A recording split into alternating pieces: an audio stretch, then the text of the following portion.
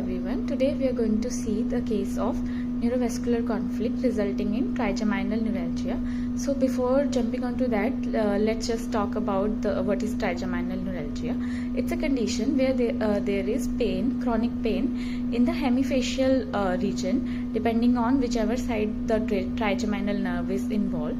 Trigeminal nerve is fifth cranial nerve, which carries all the sensations from the facial distribution to the brain. Okay, so when this nerve is getting compressed because of any reason, so it will lead to pain in that area, in that facial region. Okay, so the trigeminal nerve has three branches. It has ophthalmic, maxillary and mandibular branches. So depending on that, the patient can have pain symptoms in the face. Okay, so here what we see, this is fiesta or cis sequence. It is a T2 derivative sequence. So you can see there is the CSF is appearing bright. So let's start from above. This is our pons level. Okay, so this is basilar artery in pre-basilar cistern, and as we move inferiorly, this is the prepontine cistern anterior to the pons. This is the superior cerebellar peduncles.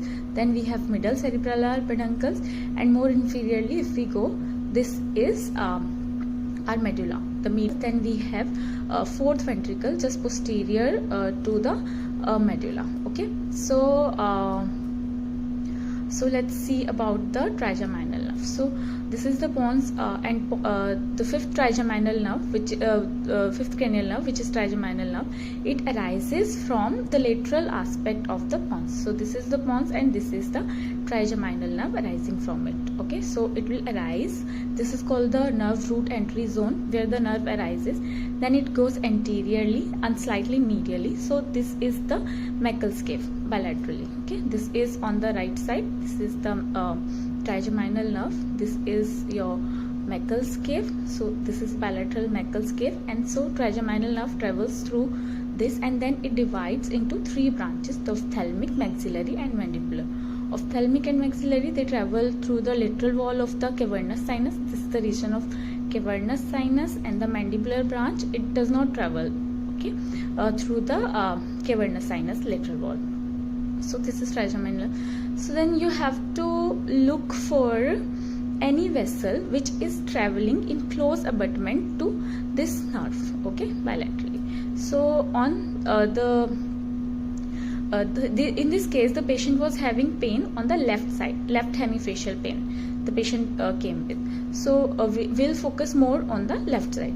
So this is the trigeminal nerve, and here what we see, just the section inferior to the trigeminal nerve, we see this vessel. This is not nerve, this is vessel. We can follow it through. Okay, so anteriorly it is going and going, and here we can see it is arising from basilar artery. So this is our superior cerebellar artery. It is going there and it is touching upon, okay, it is touching upon the trigeminal nerve. We can better visualize it on MPR view. So here on coronal section, we see this is the nerve and this is the artery. Okay, and we can see they are in close abutment to each other. It is impinging, slightly impinging the nerve. Okay, this is the nerve which is arising from brainstem, the pons. Okay, however, on the other side, here we can see there is no abutment. Okay, they are far away. They are far away from each other. And also on sagittal section, we can see on the left side, see here, the nerve is just impinging. Actually, the thing is, in normal patient also we can find this abutment, and but it just depends on the symptoms of the patient. If the patient is having symptoms, then only we have to report, and we have to mention it in our reports, because see, this is the artery, this is the dynamic structure, so it will pulsate. So these pulsations, they get carried away to the nerve, and it can lead to nerve damage, the demyelination. Because of that, there is symptoms. So what are the management for trigeminal neuralgia?